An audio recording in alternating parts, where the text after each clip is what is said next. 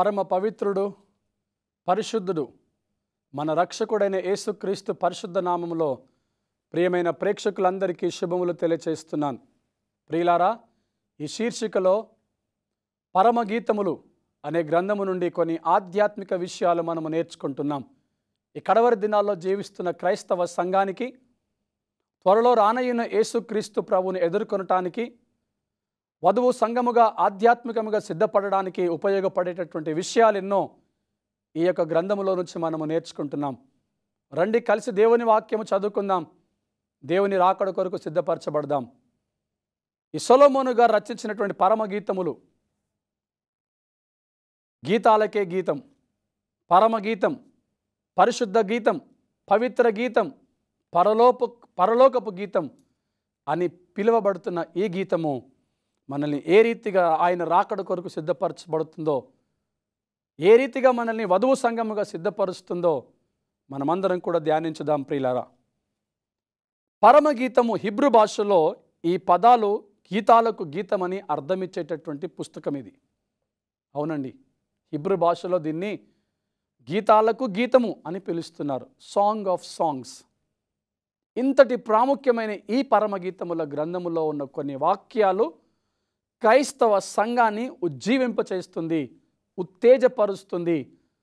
వరుడైన యేసుక్రీస్తు వచ్చినప్పుడు ఆయనను ఎదుర్కొనేదానికై ఎన్నో వాక్యాల ద్వారా బలపరుస్తుంది.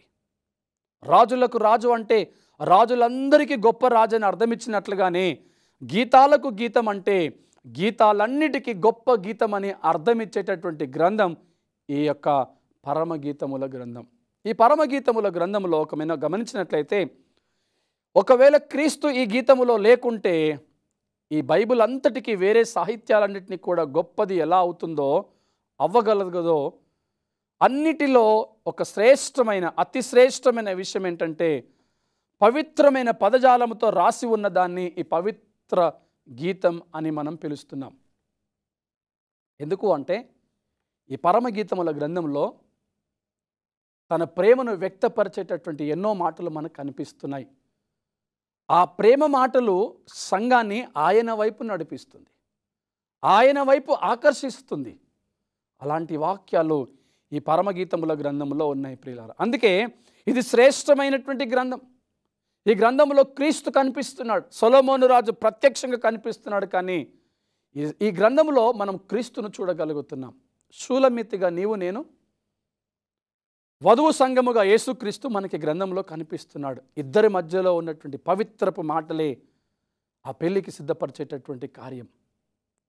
మరెక్కడ క్రీస్తు తన ప్రజల పట్ల ఉన్న ప్రేమ పరమశ్రేష్టం ఈ గ్రంథంలో తప్ప ఇంకెక్కడ కనిపించదండి. ఈ పరమగీతములో ఉన్నది కేవలం స్త్రీ పురుషుల మధ్య ఉన్న ప్రేమ పరవశమేనని కొందరు భావిస్తారు. కానీ క్రీస్తుకు సంఘానికి మధ్యలో ఉన్నటువంటి ప్రేమ అని గ్రహించలేకపోతున్నారు.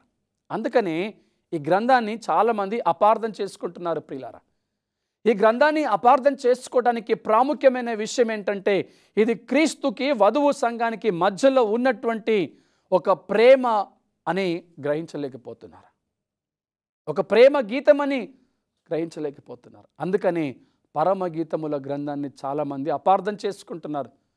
మనము ముందు ప్రాముఖ్యమైనటువంటి సందేశంలో విన్నాం కదా, 30 సంవత్సరాలకు తక్కువగా ఉన్నటువంటి వారి గ్రంథాన్ని చదివితే, ఆధ్యాత్మిక పరిపక్వత లేకుండా ఈ గ్రంథాన్ని చదివితే, ప్రార్థన లేకుండా ఈ గ్రంథాన్ని చదివితే అపార్థం చేసుకునే ప్రమాదం ఉన్నది. కనుకనే నీవు నేను జాగ్రత్తగా ఉండాలని వాక్యం సెలవిస్తుంది.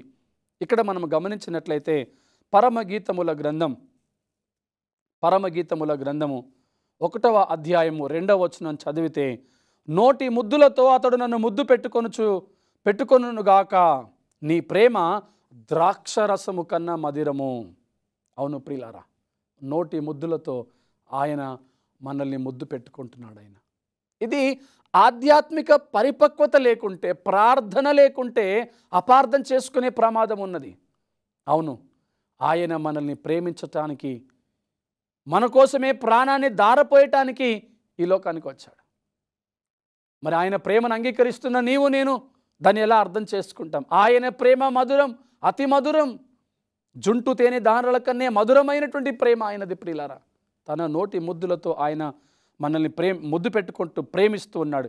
ఇక్కడ మాట్లాడుతున్నటువంటి ఈ మాట క్రీస్తు తన స్వంత జనానికి ప్రతినిధిగా మాట్లాడుతున్నటువంటి మాటే కానీ ఇంకొక మాట కాదని. ఎందుకంటే 1వ అధ్యాయము 2వ వచనంలో రాయబడినటువంటి ఈ మాట నోటి ముద్దులతో అతన్ని ముద్దు పెట్టుకొనును అపార్థం చేసుకోవడం కాదు, కానీ ఆధ్యాత్మిక పరిపక్వతతో ప్రార్థన జీవితంతో ఆలోచించినట్లయితే ఈ మాట క్రీస్తు ప్రభువారు తన స్వజనానికి హెచ్చరిక చేస్తూ ప్రతినిధిగా మాట్లాడుతున్నాడు. నేను నిన్ను ప్రేమిస్తున్నాను. యోహాను సువార్త 3వ అధ్యాయం 16 మనం చూసినట్లయితే ప్రియులారా, దేవుడు లోకమును ఎంతో ప్రేమించెను, తన అద్వితీయ కుమారునిగా పుట్టిన వాని యందు ప్రతి ఒక్కరూ రక్షింపబడాలని ఆయన ఉద్దేశం. కాబట్టి ఈ లోకానికి మానవ రూపిగా వచ్చాడు. ఆయన ఎంతో ప్రేమించాడు కాబట్టి మానవ రూపిగా వచ్చాడు. ఆయన తన ప్రేమను వ్యక్తపరుస్తూ మాట్లాడుతున్నటువంటి మాట క్రీస్తు సమీప సహవాసాన్ని, ప్రత్యక్షమైన ప్రేమను అనుభవించాలని ఆ లోతైన అభిలాషను చూపించేటటువంటి మాట ఈ 2వ వచనములో ఉన్నటువంటి మాట. నోటి ముద్దులతో అతను నన్ను ముద్దు పెట్టుకొనను, నీ ప్రేమ ద్రాక్షరసము కన్నా మధురమైనదన్న మాట ఇది అక్షరాల యేసుక్రీస్తు తన స్వజనముతో మాట్లాడుతున్నటువంటి మాట. ఆయన ప్రేమ ద్రాక్షరసం కానీ మరి ఏ ఇతర పానీయం కానీ శరీరానికి కలిగించే చురుకుదనం, ఉత్సాహము కంటే ఎన్నో రెట్లు ఎక్కువైన ఉల్లాసాన్ని, ఉత్తేజాన్ని మన ఆత్మలకు కలిగిస్తుంది. ద్రాక్షరసం ఏంటండి? ద్రాక్షరసము కొంతకాలం వరకే శరీరాన్ని ఉజ్జీవింప చేస్తుందేమో, బలపరుస్తుందేమో. అందుకే షూలమితి అంటుంది, నీ ప్రేమ ద్రాక్షరసము కన్నా మధురము. చూసారా ప్రియులారా, ఆయన ప్రేమ ద్రాక్షరసము కేవలము మరి కొంతకాలము, కొంతసేపు మాత్రమే శరీరాన్ని ఉత్తేజపరచొచ్చేమో, కానీ ఆయన ప్రేమ ఆత్మను ఉజ్జీవింప చేస్తుంది, ఆత్మను ఉద్రేకపరుస్తుంది, ఉజ్జీవింప చేస్తూ ఆ యొక్క ప్రేరేపణలో ముందుకు నడిపిస్తుంది. ప్రియులారా, ఆ ప్రేమను వ్యక్తపరిచేటటువంటి మాట. రెండవది గమనిస్తే 3వ వచనంలో రాయబడింది, నీవు పూసుకొని పరిమళ తైలము సువాసన గలది, నీ పేరు పోయబడిన పరిమళ తైలముతో సమానము, కన్యకులు నిన్ను ప్రేమించుదురు. ఈ మాటలోని అర్థమని గమనించినట్లయితే ఒక వ్యక్తి స్వభావాన్ని, లక్షణాన్ని చూపించేటటువంటి మాట ఇది. పాత ఒడంబడికలో చూస్తే యెహోవా అనే పేరు, కానీ ఈ క్రొత్త నిబంధన గ్రంథంలో చూస్తే యేసు అనే పేరు పరలోకము నుంచి భూమి మీదకి దిగి రావటము, ఆ ప్రేమ కాస్త ప్రేమ ప్రపంచవ్యాప్తంగా పరిమళాన్ని విరజిమ్మజేసేటటువంటి సుగంధ తైలం అది. అవును ప్రియులారా, 3వ వచనంలో రాయబడినటువంటి మాట, నీవు పూసుకొను పరిమళ తైలము సువాసన గలది, అది పరిమళ తైలముతో సమానము, కన్యకులు నిన్ను ప్రేమించుదురు. అంటే యెహోవా దేవుడు తన కుమారుడైన యేసుక్రీస్తును ఈ లోకానికి పంపించాడు. ఆయన ఈ లోకానికి వచ్చి పరిశుద్ధమైన జీవితాన్ని జీవించాడు, పవిత్రమైన జీవితాన్ని జీవించాడు. అయితే ప్రియులారా, ఆయన ఏం చేశాడో చూద్దామా? ఆయన అనేక మందిని ఆకర్షించగలిగాడు. అందుకే రాయబడినటువంటి ఆఖరి మాట ఆ వచనంలో, కన్యకులు నిన్ను ప్రేమించుదురు. మనందరము యేసు ప్రభు వారిని ఎందుకు ప్రేమిస్తున్నాం? ఆయన పరిమళ తైలము, సుగంధ తైలముతో నింపబడ్డాడు. ఆయన సువాసన అలాంటిది, ఆయన జీవితం అలాంటిది. ఆయన పరిశుద్ధమైన పవిత్రమైన జీవితం సుగంధమును, సువాసనను విరజింపజేస్తుంది ప్రియులారా. అందుకే మనము కన్యకలుగా, వధువు సంఘముగా, కన్యకులుగా మనం అందరము ఆయనను ఆకర్షించుకుంటున్నాం, ఆయన దగ్గరికి వెళ్తున్నాం. ప్రియ సంగమా, ఈ మాటను మనం గమనించినట్లయితే ఈ సుగంధ తైలముల సువాసన మన ప్రభువైన యేసుక్రీస్తును సూచిస్తూ ఉన్నది. కీర్తనల గ్రంథం 45వ అధ్యాయము 8వ వచనం, నీ వస్త్రములెల్లా గోపరస వాసనే, హాగరు వాసనే, లవంగి పట్టి వాసనే, దంతముతో కట్టిన నగరులలో తంతి వాద్యములు నిన్ను సంతోషపెట్టుచున్నవి. అవునండి, ఆయన సుగంధ ద్రవ్యములు, ఆయన వస్త్రములు ఎలాగున్నాయో, ఆయన సువాసన ఎలాగున్నదో మనకి ఇక్కడ అర్థమవుతుంది ప్రియులారా. ఈ విషయాన్ని మనం గమనించినట్లయితే, ఒక స్త్రీ యేసు ప్రభు దగ్గరికి వచ్చి తన దగ్గర ఉన్నటువంటి సుగంధ ద్రవ్యములన్నీ కూడా తీసి ఆయన పాదాల దగ్గర పెట్టి ఆయన పాదాలకు రుద్దుతున్నట్లుగా మనం గ్రహిస్తున్నాం ప్రియులారా. ఆయన జీవితము అలాంటి జీవితము, అది పరిశుద్ధమైనటువంటి జీవితం, పవిత్రమైనటువంటి జీవితం. ఈ పరమగీతముల గ్రంథం గీతాలకే పరమగీతము, గీతాలకే పవిత్రమైన గీతం. అందుకే ఈ గ్రంథాన్ని పరలోక గీతము అని కూడా పిలుస్తున్నారు ప్రియులారా. యేసుక్రీస్తు ప్రభువారు తన సువాసనను బట్టి అందరినీ కూడా ఆయన ఆకర్షిస్తూ ఉన్నాడు. మత్తయి సువార్త 26వ అధ్యాయం 6వ వచనములో చూస్తే మన ప్రభు అయిన యేసుక్రీస్తు బేతనియాలో ఒక కుష్ఠి రోగి దగ్గర ఉన్నప్పుడు, సీమోను ఇంటి దగ్గర ఉన్నప్పుడు ఒక స్త్రీ ఆయన దగ్గరికి వచ్చి విలువ కలిగినటువంటి అత్తరి బుడ్డు తీసుకొని ఆయన పాదముల యొద్దకు వచ్చి ఆయన పాదముల మీద పోసినట్లుగా మనం ఇక్కడ చూస్తున్నాం ప్రియులారా. ఆయన పాదముల మీద పోసినట్లు మనం ఇక్కడ చూస్తున్నాం. ఏమిటండి? తన బుడ్డిలో ఉన్న అత్తరును తీసి యేసయ్య పాదాలకు పూస్తూ ఉన్నది. మన ప్రభు అయిన యేసుక్రీస్తు సువాసన కలిగినటువంటి వాడు, సుగంధము ఆ ద్రవ్యములు కలిగినటువంటి వాడు. ఆయన వస్త్రములు అలాంటి సువాసననిచ్చేటటువంటి వస్త్రములు. ఆయన దగ్గరికి వచ్చిన వారు ఆయన నీతి క్రియలను బట్టి ఆకర్షించబడుతున్నారు. ఆయన దగ్గరికి వచ్చిన వారు ఆయన పరిశుద్ధ జీవితాన్ని బట్టి ఆకర్షించబడుతున్నారు, ప్రేరేపించబడుతున్నారు ప్రియులారా. అందుకే షూలమితి అంటుంది, నీ ప్రేమ ద్రాక్షరసము కన్నా మధురం. అవునండి, ద్రాక్షరసము ఇవ్వలేని అతి మధురమైనటువంటి మాధుర్యమును మన ప్రభు అయిన యేసుక్రీస్తు మనకిస్తూ ఉన్నాడు ప్రియులారా. పరలోకపు రాజు తానే మనలను ఎంతగానో ప్రేమిస్తూ మన సహవాసాన్ని కోరుకోవటానికి ఈ లోకానికి వచ్చినాడు. ఆయన మన సహవాసాన్ని కోరుకోవటానికి, మనతో ఆ ప్రేమ బాంధవ్యాన్ని పెంచుకోవటానికి ఒక మానవుడిగా ఈ లోకానికి వచ్చాడు ప్రియులారా. రావటమే కాదు, తన జీవిత విధానమును బట్టి మనల్ని ఆకర్షించాడు. ఆయన మనల్ని ప్రేమించాడు, ప్రేరేపించాడు, ఆయన దగ్గరికి నడిపించుకుంటున్నాడు ప్రియులారా. అయితే ఆయనతో ప్రేమపూర్వకమైన సహవాసాన్ని, ఆతురతను ఇష్టపూర్వకముగా మాత్రమే మనం కోరుకోవాలి. ఆయన అందుకే ఎవరిని బలవంతము చేయట్లేదు, ఇష్టపూర్వకముగా మనం కోరుకోవాలి. ఈ పరమగీతములో ఉన్నటువంటి నన్ను లేదా మనము అనే గీతం కొన్నిసార్లు విశ్వాసులందరికీ ఒకటిగా, ఒక వధువుగాను, కొన్నిసార్లు వ్యక్తులకు, సమూహానికి చూపిస్తూ ఉంది. నన్ను ఆకర్షించుము, నేను నల్లని దానను, మనము అనేటటువంటి ఇలాంటి పదజాలం ఏదైతే ఉందో, నన్ను, మనము అనే మాట ఏదైతే ఉందో, ఈ పదజాలం ప్రియులారా, ఈ పవిత్ర గీతం పరమగీతముల్లో కొన్నిసార్లు ఒక విశ్వాసికి, ఒక సంఘానికి, ఒక సమూహానికి, కొన్నిసార్లు కొంతమంది వ్యక్తులకు సూచనగా మనకి ఇక్కడ కనిపిస్తుంది. కీర్తనకారుడు ఈ వధువుని ఇలా పోల్చాడు. 45వ అధ్యాయము 14వ వచనం కీర్తనల గ్రంథంలో ఇలా పోల్చాడు. విచిత్రమైన పనిగల వస్త్రములు ధరించుకొని రాజునొద్దకు ఆమె తీసుకొని రాబడుచున్నది. ఆమెను వెంబడించు ఆమె చెలికత్తెలైన కన్యకలు నీ యొద్దకు తీసుకొని రాబడుచున్నారు. ఉత్సాహ సంతోషములతో వారు వచ్చుచున్నారు, రాజనగరులో ప్రవేశించుచున్నారు. చూసారా అండి? ఆ యేసుక్రీస్తు ప్రభువు రెండవసారి ఈ లోకానికి వచ్చినప్పుడు వధువు సంఘముగా ఉన్నటువంటి ఈ పెళ్లి కుమార్తె ఆయన దగ్గరికి వెళ్తున్నప్పుడు ఆ వివరణ ఇలాగా దావీదు గారు పొందుపరుస్తున్నారు. వధువు సంఘాన్ని ఉద్దేశించి ఇలా మాట్లాడుతున్నాడు. విచిత్రమైన పనిగల వస్త్రములు ఆ పెళ్లి కుమార్తె ధరించుకున్నది. విచిత్రమైన పనిగల ఆ వస్త్రములు వధువు సంఘముగా నీవు నేను ధరించుకున్నామా? ఆ తెల్లని వస్త్రాలు ధరించుకున్నామా?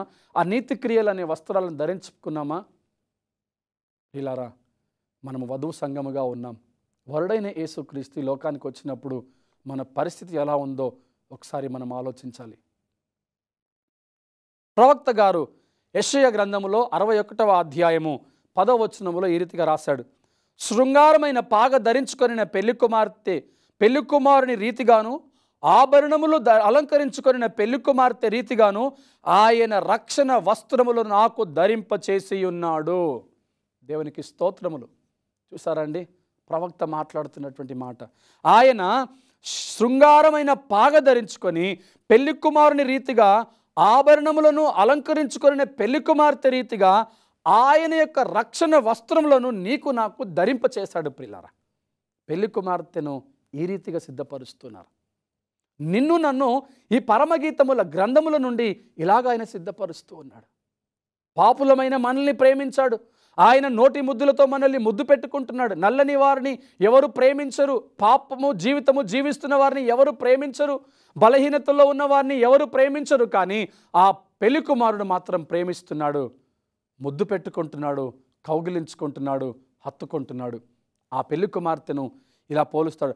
ఆయన రక్షణ వస్త్రములు నాకు ధరింపచేసి ఉన్నాడు, నీతి అను పైబట్టకు నాకు ధరింపచేసి ఉన్నాడు. కాగా యెహోవాను బట్టి మహానందముతో నేను ఆనందించుచున్నాను, నా దేవుని పట్ల ఉల్లసించుచున్నాను, నా ఆత్మ ఉల్లసిస్తుంది అని యెషయా గ్రంథంలో భక్తుడి రీతిగా మాట్లాడుతున్నాడు. ప్రియులారా, ఈ కడవరి దినాల్లో జీవిస్తున్న సంగమా, నీవు నేను కూడా రక్షణ అనే వస్త్రమును ధరించుకోవాలి, నీతి అనే పైబట్టను ధరించుకోవాలి. మహానందముతో ఆనందిస్తూ దేవునిని బట్టి మన ఆత్మ సంతోషించేదిగా ఉండాలి. మనం పెళ్లి కుమార్తెగా ఉన్నాం కాబట్టి ఆ వస్త్రములను నీవు నేను ధరించుకుంటున్నామా? చూడండి, ఇక్కడ ఈ యొక్క మాటల్లో మనము చూసినట్లయితే 3వ వచనంలో, నీవు పూసుకొని పరిమళ తైలము సువాసన కలిగినది, నీ పేరు పోయబడిన పరిమళ తైలముతో సమానం, కన్యకలు నిన్ను ప్రేమించుదురు. అవును ప్రియులారా, మనం ఆయనను ప్రేమిస్తున్నాం. కారణం ఏంటంటే ఆయన పూసుకునే తైలము సువాసన కలిగినటువంటిది. ఆయన పేరు పోయబడిన పరిమళ తైలముతో సమానము. అందుకని ఆ సువాసనను బట్టి, ఆ తైలమును బట్టి మనం ఆయనను ప్రేమిస్తున్నాం. మరి మనము అలాగ అలంకరించబడ్డామా? నీతి క్రియలు మనలో ఉన్నాయా? పాపపు స్వభావాన్ని విడిచిపెట్టామా? పాపపు బలహీనతల్ని విడిచిపెట్టామా? ఆయన ఇచ్చిన రక్షణ వస్త్రమును ధరించుకున్నామా? నీతి అనే పైబట్టను ధరించుకున్నామా? ఆత్మలో ఉల్లసిస్తున్నామా? మహానందముతో కేకలు వేస్తూ గంతులు వేస్తూ ఆయన కొరకు ఎదురు చూస్తున్నామా? ఇలాంటి అనుభవము షూలమితికి ఉన్నది. ఇలాంటి అనుభవము ఈనాటి షూలమితిగా క్రైస్తవ వధువు సంఘముగా నీకు నాకుండాలని ప్రభు కోరుకుంటున్నాడు. ప్రియ సంగమ, ప్రకటన గ్రంథం 19వ అధ్యాయం 7వ వచనం చూసుకున్నట్లయితే, 19:7లో చూసుకున్నట్లయితే, ఆయనను స్తుతించుడి, గొర్రెపిల్ల వివాహ మహోత్సవ సమయము వచ్చినది, ఆయన భార్య తన్ను తాను సిద్ధపరచుకొని ఉన్నది, గనుక మనము సంతోషపడి ఉత్సహించి ఆయనను మహిమపరచదమని చెప్పగా వింటిని. చూసారా, ప్రకటనీయుడైనటువంటి యోహాను గారు పద్మాసు దీవిలో ఉన్నప్పుడు ప్రవచనాన్ని చూశాడు. ఆయన విన్న మాట ఏంటో తెలిసిన, ఆయనను స్తుతించండి, గొర్రెపిల్ల వివాహ సమయం వచ్చింది, ఆ మహోత్సవ సమయం వచ్చింది, ఆయన భార్య తన్ను తాను సిద్ధపరచుకొని ఉన్నది, గనుక మనము సంతోషించి ఉత్సహించాలి. ప్రియ సంగమా, వధువు సంగముగా సిద్ధపరచబడ్డావా? పెళ్లి కుమార్తెగా సిద్ధపరచబడ్డావా? అలంకరింపబడ్డావా? గొర్రెపిల్ల వివాహ సమయం మహోత్సవం వచ్చేసింది. ఆ గొర్రెపిల్ల వివాహ మహోత్సవ సమయానికి నీవు నేను సిద్ధముగా ఉన్నామా? ఈనాటి నుంచో అంటున్నారు మన పితరులు, ఆయన త్వరగా వస్తాడు అని. ఇప్పటికీ రావట్లేదు అని చాలామంది విశ్వాసంలో దిగజారిపోయారు, బలహీనమైపోయారు, వెనకబడిపోయారు, వెనకడుగు వేస్తున్నారు. కానీ నీవు నేను అనుకుంటున్నట్లుగా ఆయన ఆలస్యము చేయవాడు కాదు. కానీ మనమందరము ఇంకా రక్షణ అనే వస్త్రమును ధరించుకోలేమేమో, నీతి అనే ఆ పైబట్టను ధరించుకోలేమేమో, మనము ఆ సువాసన కలిగి లేమేమో, ఆ పరిమళ తైలము మనము పూసుకోలేదేమో. అందుకే ప్రియులారా, ఆయన ఆలస్యం చేస్తున్నాడు.